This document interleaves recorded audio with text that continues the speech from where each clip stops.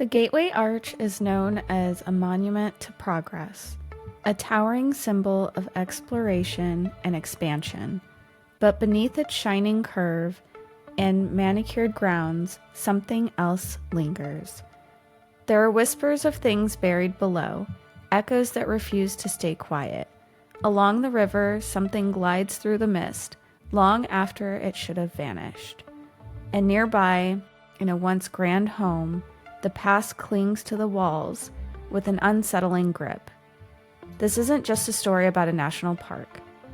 It's about what history leaves behind and what never really leaves. I'm Ash, and I'm the daughter. I'm Liz, and I'm the mom. And this is The Lesser Known.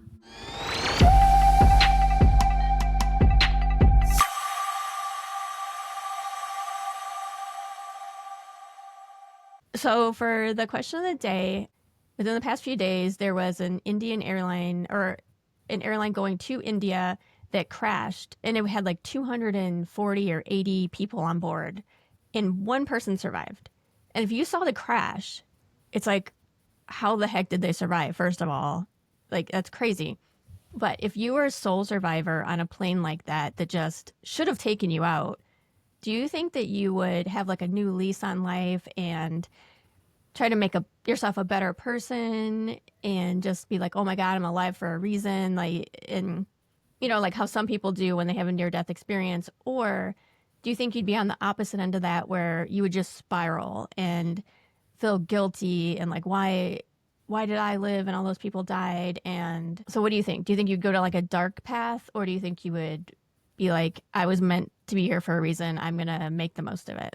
Don't think I would be on the dark path. I mean, I think that I wouldn't really feel guilty because it could have been anybody, you know?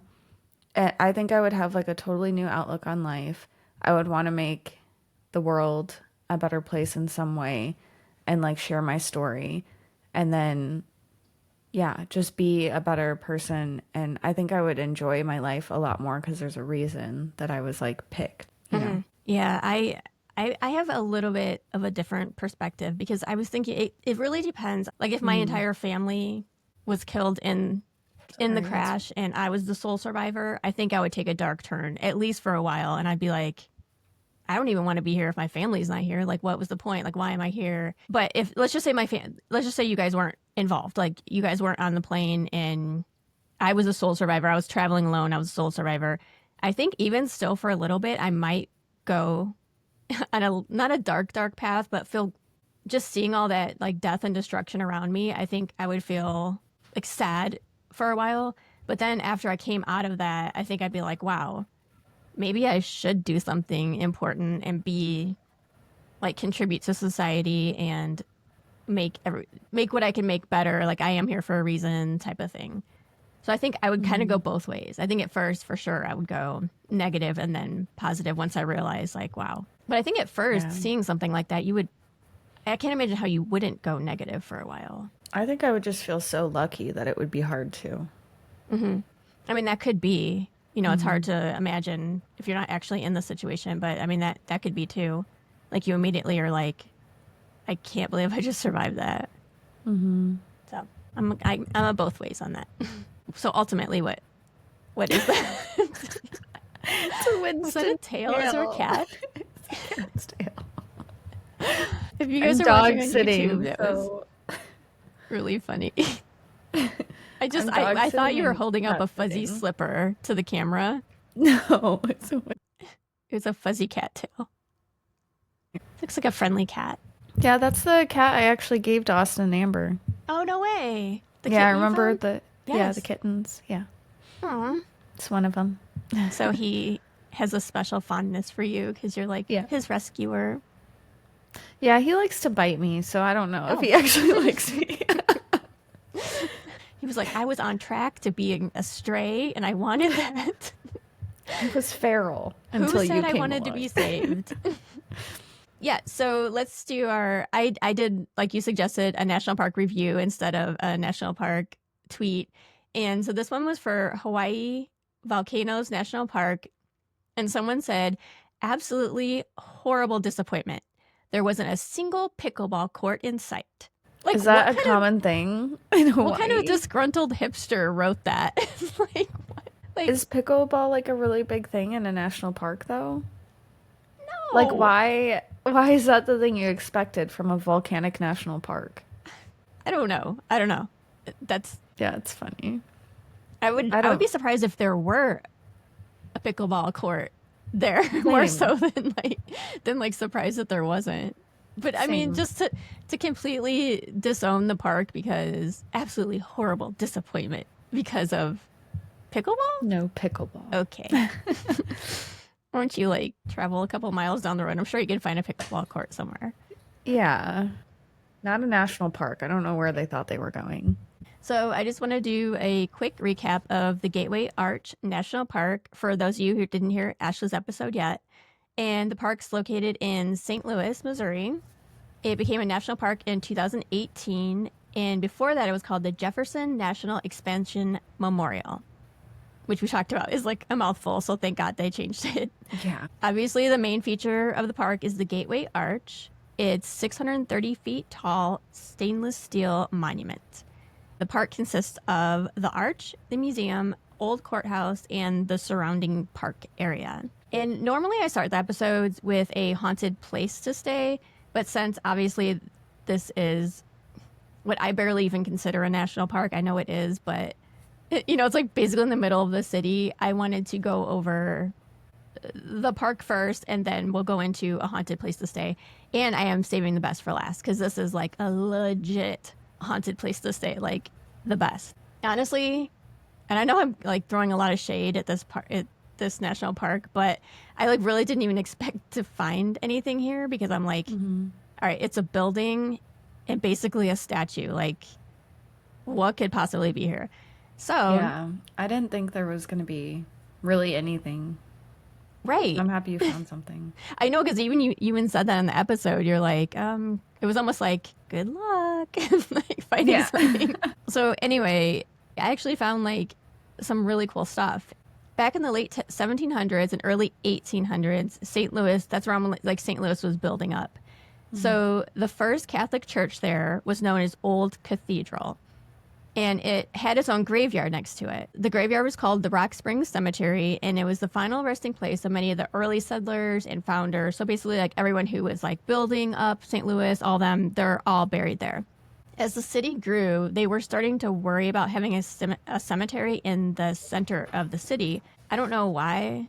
What would be the big deal about having a cemetery in the middle of a city? I mean, it's kind of weird, especially nowadays, like if you're bar hopping and you just walk past a cemetery. I guess. I mean, I think that's kind it of depends on who weird. you are because I think I would really like it. But all right, I guess I'll give you that. It would be cool, but like if it's right in the middle of the city, like the St. Louis Arch, it's weird. Also, it's by water, like the riverfront. So I just think that's weird if you're like walking by and then you're like, oh, there's a cemetery. It's just out of place. It's out of place. I guess. So in 1849, a cholera outbreak hit St. Louis and over 4,000 people died. This freaked everybody out. And at the time, they believed in, it's called a miasma theory. I need to look up how to say that. It's a theory that bad air from decomposing bodies could cause illness. The city officials decided to move the cemetery out of the city center, just right outside of St. Louis. The remains from Rock Springs Cemetery were exhumed and moved to Bellefontaine Cemetery, which is just outside the city limits. And to me, if I believed in that theory of breathing in dead people's air was going to make me sick, I would think that digging them up and being even closer to them would be more dangerous, right? Yeah, is that a real thing? Like, No, I think no. mm-mm. It's just 'Cause one I of could those. totally see that. Like if you have a disease and you die and you infect other people, it's probably only if you like eat them. Ew. It's gross. I know, but I'm just thinking like, how would you contract like a disease? I mean, I do think that is a thing if you eat something that's infected. Yeah, I'm just thinking of The Last of Us. Mm-hmm. As long as we're not zombie apocalypsing this, then I think you should be safe, like smelling the air of a dead person. Mm-hmm. Bellefontaine became the new resting place for many of St. Louis's deceased people, including the people who moved from downtown. I feel like there was like a couple cemeteries they did this with, and they moved them all to like the outlying cemeteries. However, not all of the bodies were moved. Some records were incomplete, and over time, the markers deteriorated or were lost. It's believed that some of the remains were accidentally left behind. Like under the arch? Where the So cemetery the cemetery was right where the arch is now, is what you're saying? Yes. Oh, okay. When the area was cleared in the 1930s and 40s to start the Gateway Arch, workers reportedly found human bones during the excavation. Did they move them then to a different cemetery? I'm assuming. Or what did they do with the bones? Well, I mean, they definitely didn't leave them there. I'm sure they did dig them up and move them.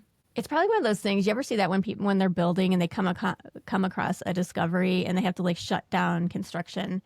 Like when they find dinosaur bones and stuff, I'm sure that's what happened. I'm sure they like had to halt everything and they're like, all right, we got to figure out. I'm sure they didn't figure out who they were, but they probably moved them to Bellefontaine. That's where they seem to move everyone these days. These discoveries suggest that not every grave was accounted for during the original relocation. That being said, I'm sure they still didn't find all of them. So if you are under the arch, I mean, who knows? You could be just like standing over some random grave and like don't even know it. It's creepy. I don't know when they did this, but I do know that if like a cemetery got overcrowded, they would stack people. So I wonder if they were like just stacked. So the graves that were exhumed, there were people below them, and then they just had to dig 60 feet deep for the arch that they found the ones that were below them. That's a thought, maybe. Yeah. Because, you're right. Because when those 4,000 people died from cholera, who knows? Maybe they did like layers of them. Wow. Didn't think about that. It's a good point. So maybe they thought they had all the graves. Yeah. Creepy. Now there's reports of a shadowy figure seen pacing near the old cathedral, so that's the church, just steps away from the gateway arch. It's a tall, dark silhouette moving slowly along the pathways near the cathedral, and it's especially in the early morning hours or just after sunset.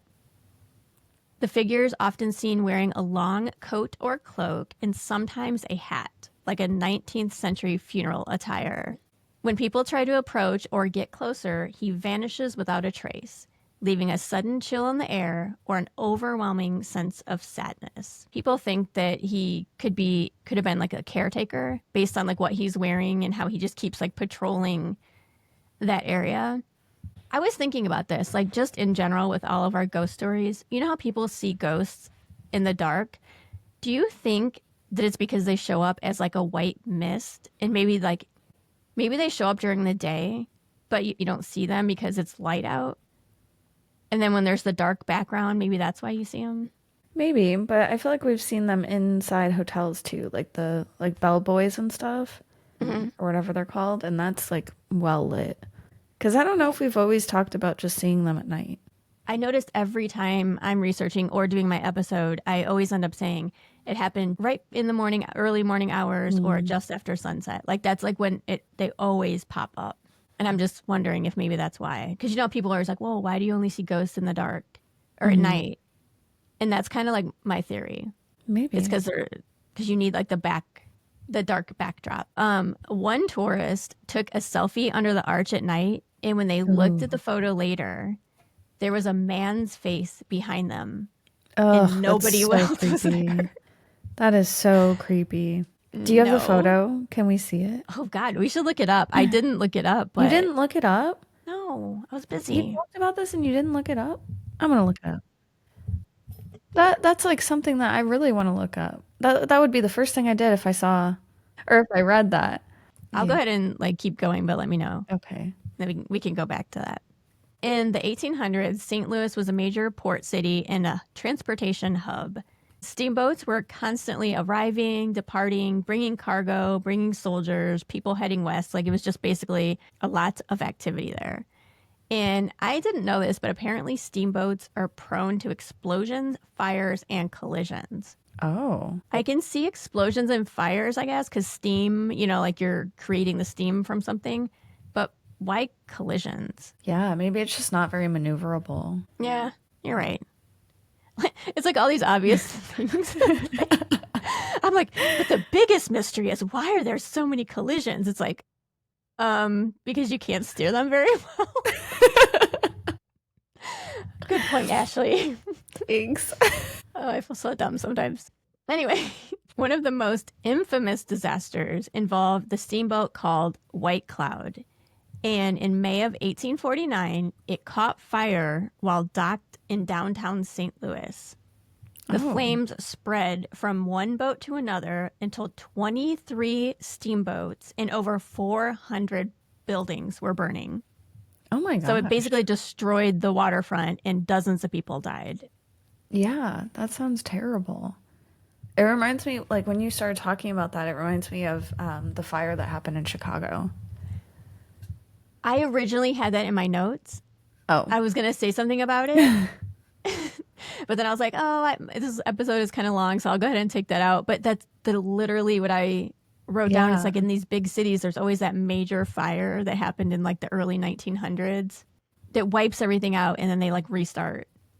That's so funny you said that. So yeah, when there's like dozens of people dying in one tragic accident, then there's like always ghost stories. So I was kind of thinking there'd be more, but the ghost story associated with this is, okay, so they say that if you are by the Mississippi River near the Gateway Arch late at night, especially on foggy nights, you might see a phantom steamboat. Oh. People have heard music like an old-time band or distant screams, but that's only for a little bit, and then it goes completely silent. So then after that, there's just like this ghostly glowing outline drifting down the river. That's creepy. It's freaking creepy. They say no engine sounds, like you don't hear the churning of a wheel. You know how they have those wheels on the back? Yeah. So going back, how did they all catch fire? Like, I know you said one caught fire, but were they all just like next to each other? Yeah, so it was docked in St. Louis. So it was like right there. And I'm sure, you know how wind blows and like... Oh, so they were all docked. Mm-hmm. Like okay. Yeah, and then it made it to the buildings and everything. And, you know, if you figure back then, they didn't have the fire trucks and the... Mm-hmm. I just picture them with buckets, like... pouring the water. At least they're by the river, though. It's like water was more accessible. Okay, so there's that eerie, creepy, like, steamboat that just silently glides along. And then sometimes they say that there's shadow figures on deck. So they think it's the passengers or crew that never made it off. And they said that on the upper deck, there's a woman, and no one knows who she might be. Whatever. They don't really know who it is. They called her a lady in white, but I wasn't gonna go. Yeah. I'm done with that. All right. So here's the thing. There's a legend that if you see the ghost boat, someone you know is going to die soon. Oh, I hate that. That's scary. Why is that spooky little boat like throwing that out? That's crazy. And they say that there's more sightings of it around the anniversary of the fire. So if you want to try to avoid seeing the ghost ship and having someone close to you die, just stay away from it. What month did I say? May. Oh. Don't go by the Missouri River in May if you want to save your family. So I was saving the best for last. It's the Lemp Mansion. I have heard of this. I don't know why. Maybe I went there. I'll have to look up pictures later because, well, I lived there for like a year. I know, but so hard to believe. It's like an inn and restaurant now. Because it sounds like really familiar. But the thing is, I think it is actually very popular because I had heard about it before I researched this episode. So like I said, it operates as a restaurant, inn, and event venue. So you could have like weddings there, whatever. The thing I like about it is it actually embraces the hauntings. So they have ghost tours with experienced guides.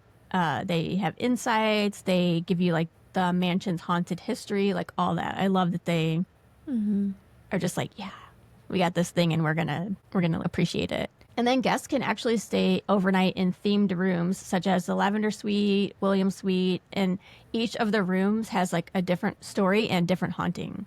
Oh, cool. That's really cool. It's considered one of the most haunted places in America. Really? Maybe that's why I've heard of it. That's what I'm thinking. Yeah. And before we get too far into it, I just wanted to give a trigger warning because there is a lot of talk of suicide. So if you don't want to listen to this part, I just wanted to let you know. The timeline on this place is confusing. So I have prepared a reading that we can talk about after. Okay. The Lemp Mansion, it was built in 1868 by one of the city's wealthiest families, the Lemps, obviously. It was a symbol of status, so the home had parties, business meetings, and the success of William J. Lemp's brewing company. So this guy was created like a brewing company, and he had brewing friends. Like he was friends with like the guy from like Anheuser-Busch, and it was just like in this area, the breweries were a huge thing. And it's one of those houses where there's so much history, you can see like why it's so haunted. So Frederick Lemp, the youngest son of William Lemp Sr., was supposed to take over the family business. They said he was smart, charismatic, you know, he's the golden boy. He was basically like the future of the company. But in 1901, he was only 28 years old. Frederick died suddenly of heart failure, possibly linked to a lingering health concerns that he had his entire life, but they just didn't know about it. Oh, no. I guess it was like back then, so. His death devastated his father. And then friends described the father after that as withdrawn, melancholy, like he just was never the same after that.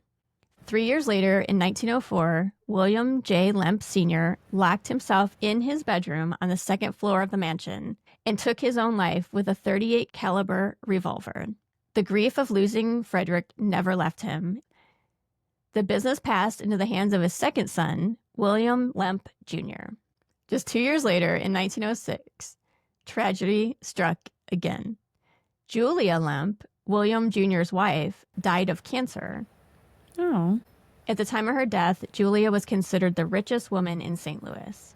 Then Elsa Lemp, the younger sister, was known for her beauty and independence. She married Thomas Wright, but the marriage was turbulent.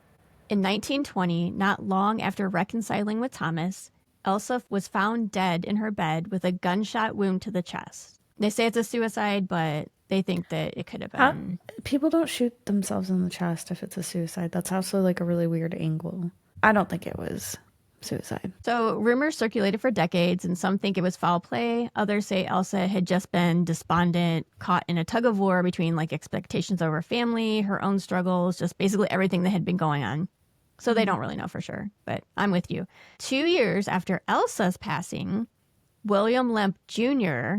followed in his father's footsteps, both in business and in death. With the brewing company failing due to prohibition, in 1922, he walked into the same room where his father had died, and he shot himself. The family legacy was collapsing, and the mansion once filled with celebration was now marked with trauma. The last Lemp to live in the mansion was Charles. He was the youngest son. He was a quiet, eccentric man. Charles lived alone, accompanied by only servants and his dog.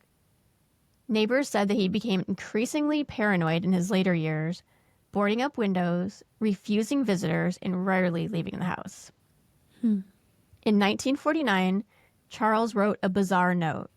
It said, "In case I'm found dead, blame it on no one but me." And then he killed his dog and himself. Oh, not the dog. I know. I feel the same way. But I did hear that the dog wasn't in the official police report, so it could just be a rumor. Oh, good. I hope so. I don't know. I know. I'm not condoning that, but I could see if he were in a place where his dog couldn't get taken care of. I guess no. Never mind. But there were servants there. Like, they could have got the dog. Yeah, or on the streets is better than nothing. Yeah, dogs roam the streets all the time in the 1800s, I feel like. Mm-hmm. Just like rogue packs of dogs all over the place. Yeah, it would have been fine. I don't like that. Yeah. Not the dog. They're so innocent. It was a Doberman, too. Charles's suicide marked the end of the Lemp bloodline inside of the mansion. After Charles's death, the mansion was sold and turned into a boarding house. In 1975, the Pointer family purchased the property and turned it into the Lemp Mansion restaurant and inn, which is still what it is today. So it's been running this way since 1975. It sounds like they were all haunted by something that made them like do that or die early. It seems like it. Yeah, because that note is weird. Right. It makes you wonder if there just was something in the house that was always like gnawing away at them, in some way. I listened to this. I told you about that podcast, like that I like listened to it again. And there was like such interesting information. I'm going to link it because if you want to know all about the house, I would definitely look into that because they go into way more detail. It would be an entire episode. I mean, that it's just like crazy.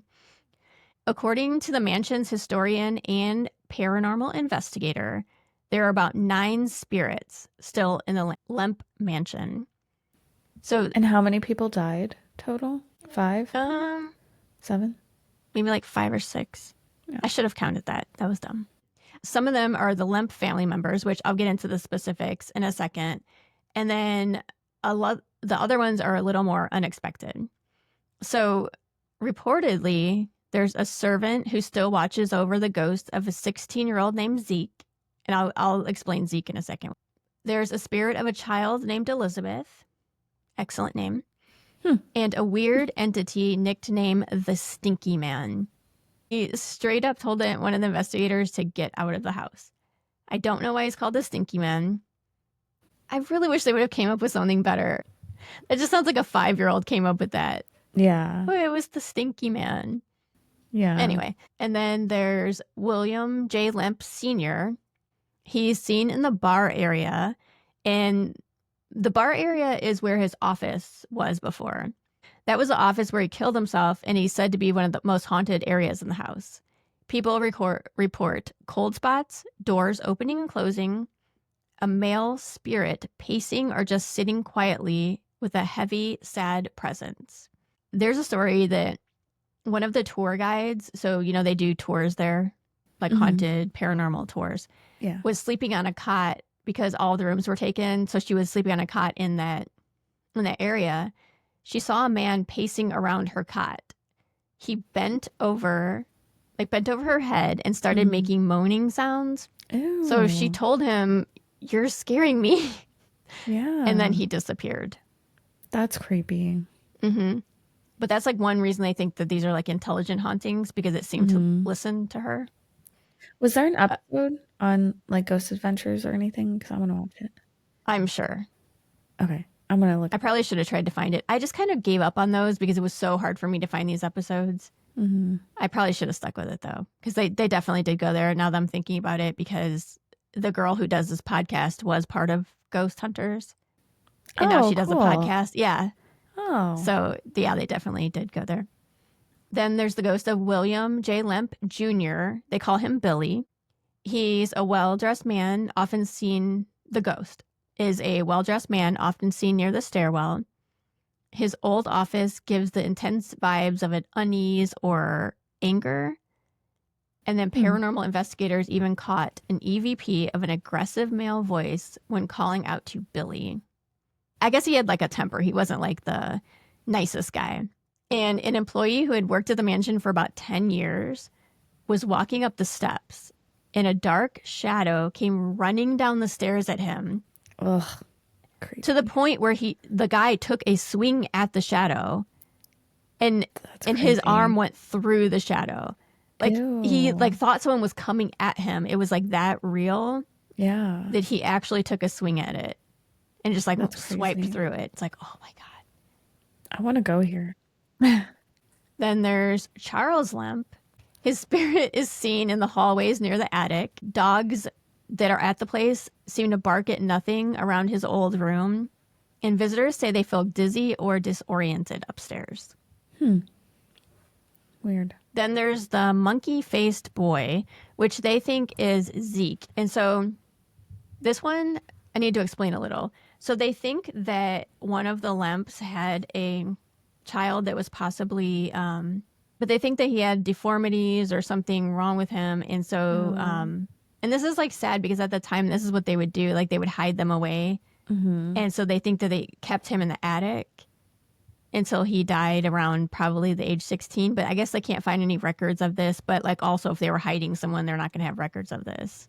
In the attic, people reported hearing giggling or crying. If you're looking from outside of the mansion up into the attic, you see a face in the window. And then most people say the attic is one of the most active and unsettling areas of the whole house. So when you're up there, it's just you get that like feeling. Yeah. The final ghost, there's like so many. That's what I'm saying. This could be like actually an entire episode. Is Elsa Lemp Wright, which is William Sr.'s daughter. Guests have seen a woman, smelled unexplained perfume, and felt a sudden wave of grief or panic in rooms that were believed to be from her childhood. People have also reported their sheets being tugged or feeling like someone pulled their legs at night.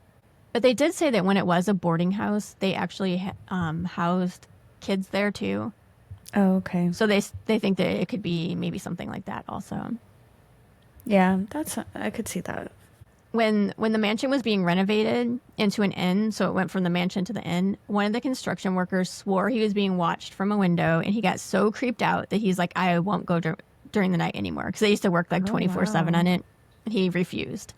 Another worker heard what sounded like horse hooves on the cobblestone, except that now there is just grass. And so historically, they found out that at the time the mansion was open, that was a cobblestone driveway. Oh.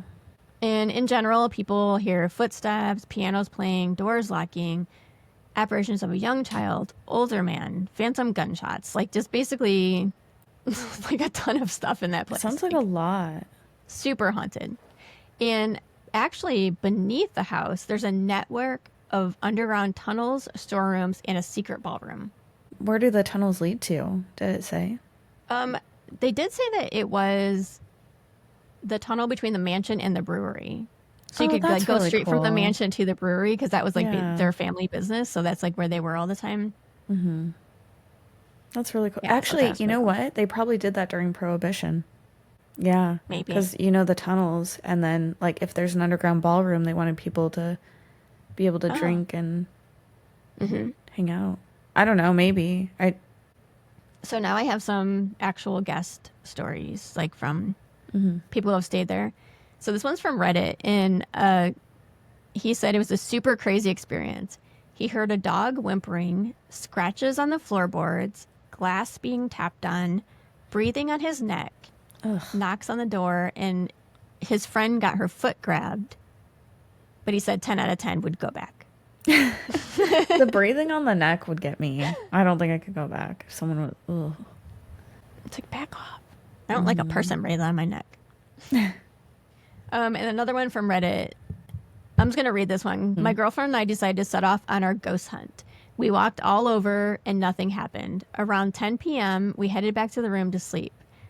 As soon as we opened the door to our room, we both heard a woman screaming so loud, like it was right next to us. Oh. This terrified my girlfriend, and she wanted nothing to do with it. She just wanted to go to bed. We heard footsteps on the floor above, off and on for about an hour.